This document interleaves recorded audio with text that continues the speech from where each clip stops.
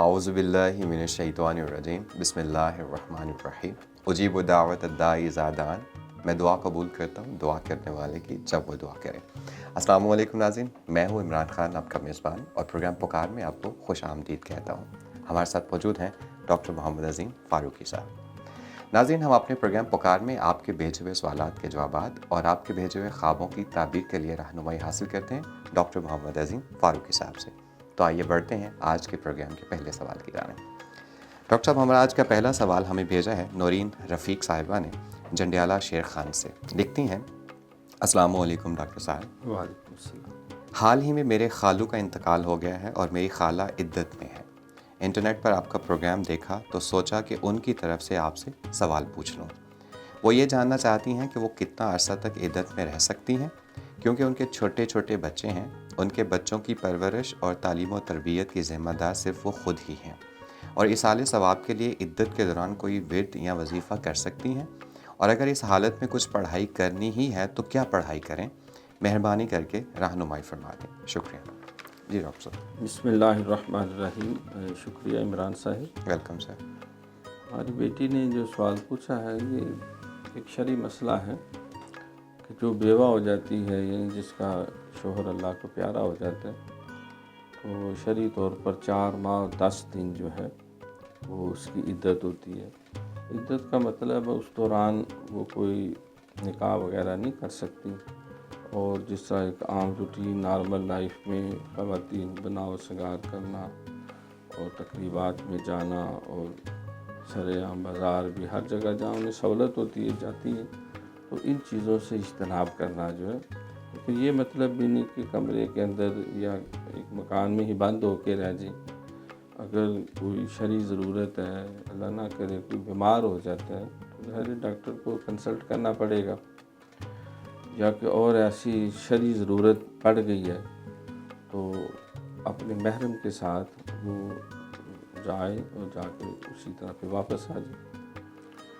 تو عدت کا مطلب جو ہے اس میں باقی تو سارے معاملات وہ شرعی جتنے ضروریات ہیں، نماز، روزہ، حج، زکوٰۃ، دیگر معاملات وہ سارے جاری رکھیں. حج چلو سفر میں آ جاتے، تو وہ جہاں اس کا شوہر کا انتقال ہوا ہے یا جو ان کا گھر ہے جہاں موسٹلی وہ رہے ہیں یا رہ رہے ہیں، تو اسی جگہ عدت کرنا جو ہے وہ شرعی ایک ضرورت ہے.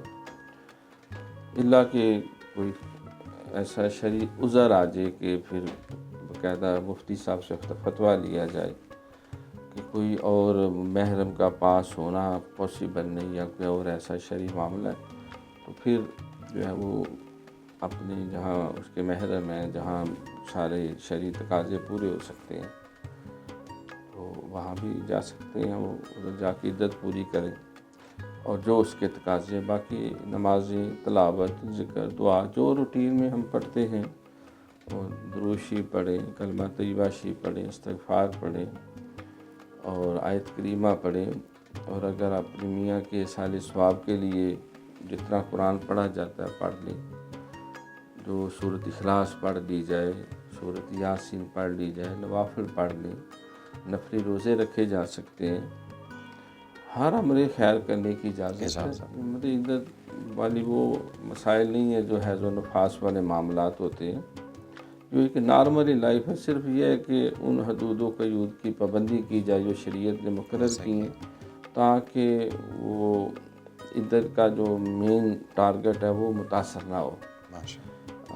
4 ماہ اور 10 دن جو ہے اس میں بھی بہت ساری حکمتیں ہیں، کیونکہ اگر اللہ کی طرف سے کوئی بچی اور بچے کی خوشخبری ہے تو اس کا بھی ظہور ہو جاتا ہے، پتہ چل جاتا ہے.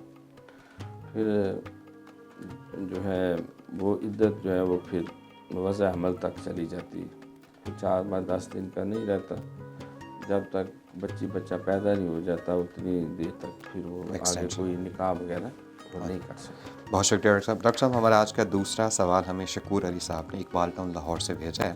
کہتے ہیں، السلام علیکم ڈاکٹر صاحب. وعلیکم السلام رحمۃ اللہ. پھر لکھتے ہیں، میں گھٹنے کے دردوں کے عارضے میں مبتلا ہوں. نماز پڑھنے کے لیے کرسی کا استعمال کرتا ہوں. اب رمضان میں اور نماز تراویح کی ادائیگی میرے لیے محال ہے. نماز تراویح کی ادائیگی کس حد تک ضروری ہے، اور اگر اس کے علاوہ کچھ اور پڑھنے کے لیے کیا جا سکتا ہے تو ضرور بتا دیجیے گا. شکریہ. ڈاکٹر صاحب یہ ویسے بھی اکثر لوگ یہ سوال پوچھتے ہیں, ہم سے بھی اسٹوڈنٹس پوچھتے ہیں کہ کیا نماز تراویح بہت ضروری ہے یا اس کا کوئی آلٹرنیٹیو بھی ہے, تو اس پہ بھی آپ پلیز رہنمائی فرمائیے گا. دیکھیں یہ ایک شرعی مسئلہ ہے, تو اس میں کوئی اپنے پاس سے تو بندہ ایسی بات کر نہیں سکتا.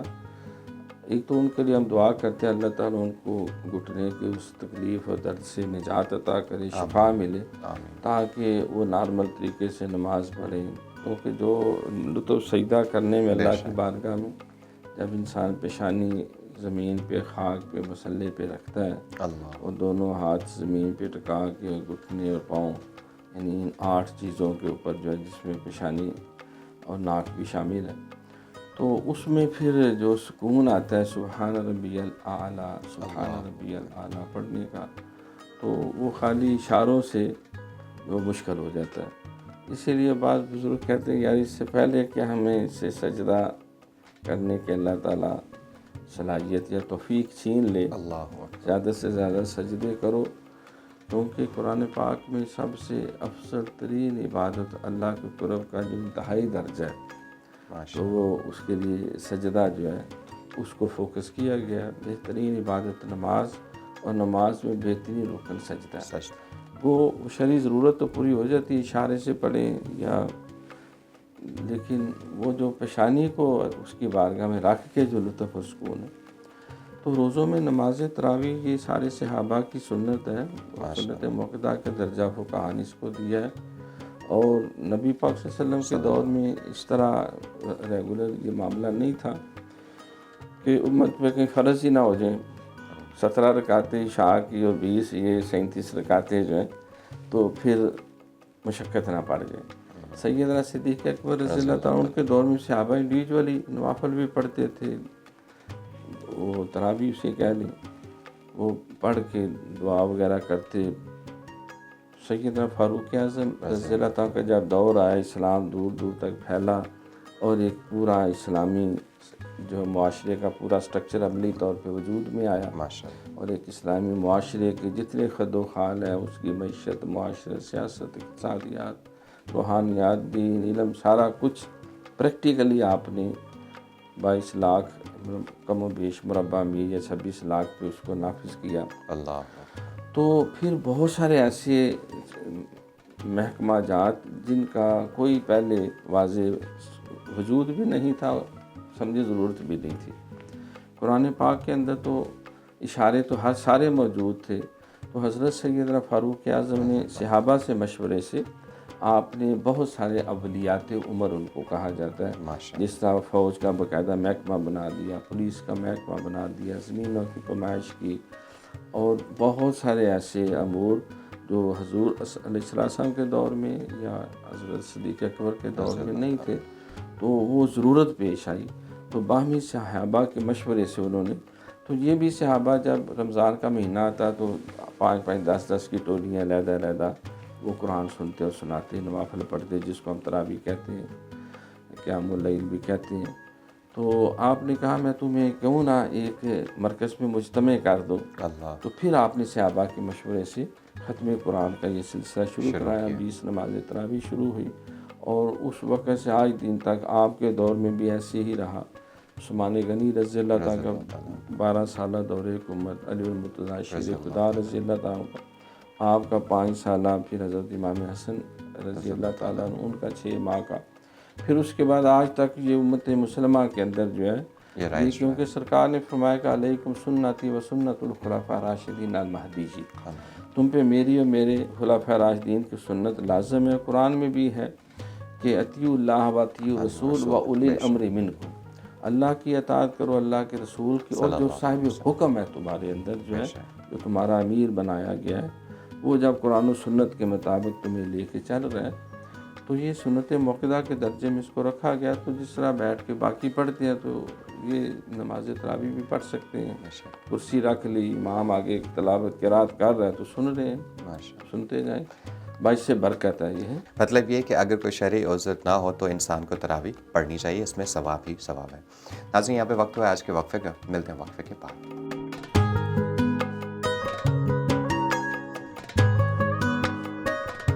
ناظرین وقفے کے بعد آپ کو دوبارہ خوش آمدید کہتے ہیں، پروگرام کے سلسلے کو آگے بڑھاتے ہیں۔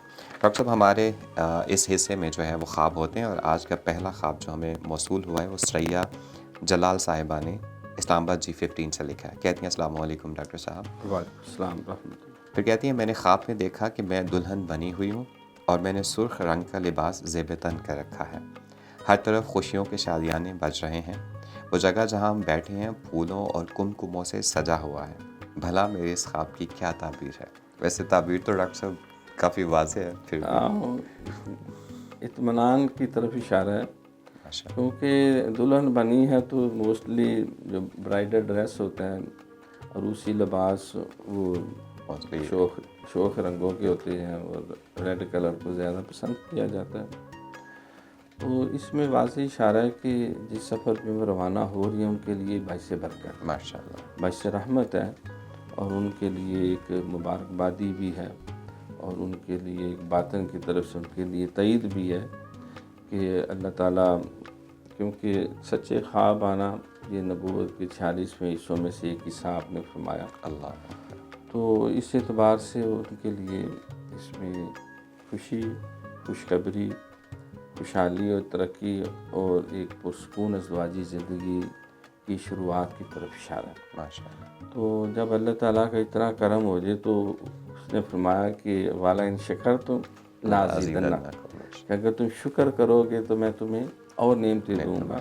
تو اپنے اس لائف پارٹنر کے ساتھ بھی تشکر سے رہیں، سسرال میں بھی تشکر سے رہیں، پلس جو ہے جو امور خیر وہ کر رہی ہیں اللہ کی طرف سے 5 وقت نماز، وہ تو ہر مسلمان کے لیے ان الصلاۃ کانت علی المؤمنین کتابا موقوتا، وہ تو 5 وقت کی نماز فرض ہے، وہ قرآن پڑھتی ہیں، یعنی جو امور خیر وہ پہلے سے کر رہی تھی ان کو بہتر، اور اللہ نے اس کے صلے میں ایک اچھا ان کو جیون ساتھی بھی دیا اور ایک پاکیزہ شادی کی شروعات بھی ان سے ہوئی ہیں، تو وہ اس کو بھی جاری رکھے اور اس پہ مزید اضافہ کرے۔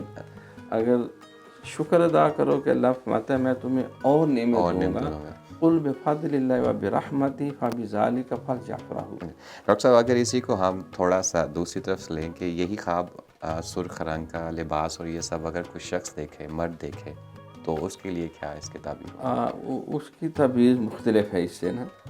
اگر کوئی خواب کے اندر جو ہے وہ سرخ لباس دیکھتا ہے، اگر اس نے استخارہ کیا، استخارہ کسی چیز کا کر رہا ہے، تو بلیک کلر یا ریڈ کلر جو ہے تو یہ عام طور پر جو ہے یہ نیگیٹو ہوتا ہے کہ اس راستے کو یا اس سفر کو جو ہے وہ فالو نہ کیا جائے۔ لیکن مطلقاً ویسے اس نے کوئی استخارہ نہیں کیا، لیکن خواب کے اندر اس نے سرخ لباس دیکھا، اس سرخ لباس میں ملبوس جو ہے کوئی صنف نازک کو دیکھا، تو یہ اچھی خواب ہے، اس میں کوئی ایسی برائی نہیں۔